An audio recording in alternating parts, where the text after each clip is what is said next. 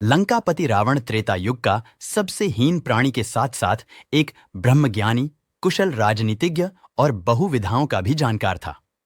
भगवान राम के साथ युद्ध में उसकी मौत हुई और मोक्ष की प्राप्ति की। ज्यादातर लोग जानते हैं कि रावण का युद्ध केवल श्रीराम के साथ हुआ था, जिसमें उसको हार मिली थी।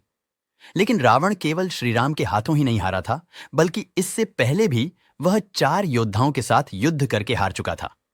एक योद्धा ने तो रावण को अपनी बाजू में दबाकर 4 समुद्रों की परिक्रमा भी करवा दी थी। आइए जानते हैं कि राम के अलावा और किन लोगों से रावण हार चुका था। रावण की सबसे पहली हार किष्किंधा के राजा बाली से हुई थी। राजा बाली को वरदान प्राप्त था कि उसके सामने जो भी युद्ध लड़ेगा उसकी शक्तियां आधी हो जाएंगी।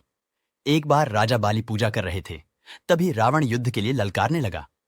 राजा की पूजा में बार बार विघ्न आ रहा था।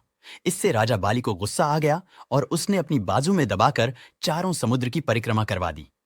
रावण ने निकलने का बहुत प्रयास किया, लेकिन विफल रहा। पूजा खत्म हो जाने तक राजा बाली ने रावण को बाजू में ही दबाकर रखा था। रावण ने राजा बाली से क्षमा मांगी, जिसके बाद उसे छोड़ा गया। सहस्त्रबाहु अर्जुन ने अपने गुरु दत्तात्रेय को प्रसन्न करके सहस्त्र भुजाओं का वरदान प्राप्त किया था। रावण अपनी सेना के साथ सहस्त्रबाहु अर्जुन के साथ युद्ध करने पहुंचा गया। तब सहस्त्रबाहु ने अपने हजारों हाथों से नर्मदा का पानी रोककर इकट्ठा कर लिया और फिर उसे छोड़ दिया, जिससे रावण अपनी सेना के साथ प्रवाह में बह गया और उसे हार का सामना करना पड़ा। इसके बाद एक बार फिर रावण युद्ध के लिए पहुंच गया।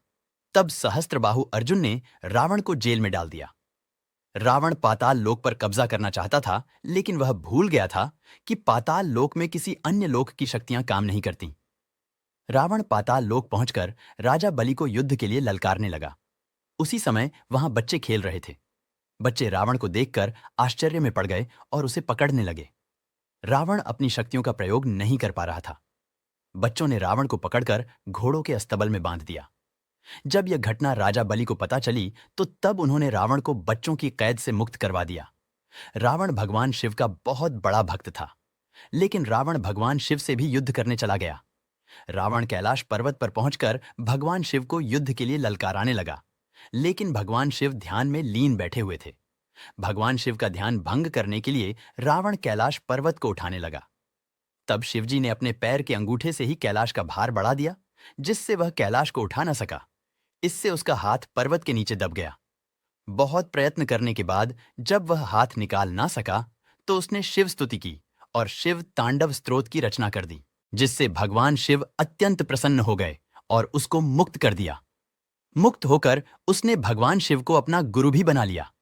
रावण ने अपना अंतिम युद्ध भगवान राम से लड़ा था। रावण ब्रह्मज्ञानी था। उसे पता था कि केवल भगवान राम ही उसे मुक्ति दिलवा सकते हैं। इसीलिए वह भगवान राम से युद्ध में लीन हो गया और उसने अपने परिवार और वंश का भी नाश कर दिया।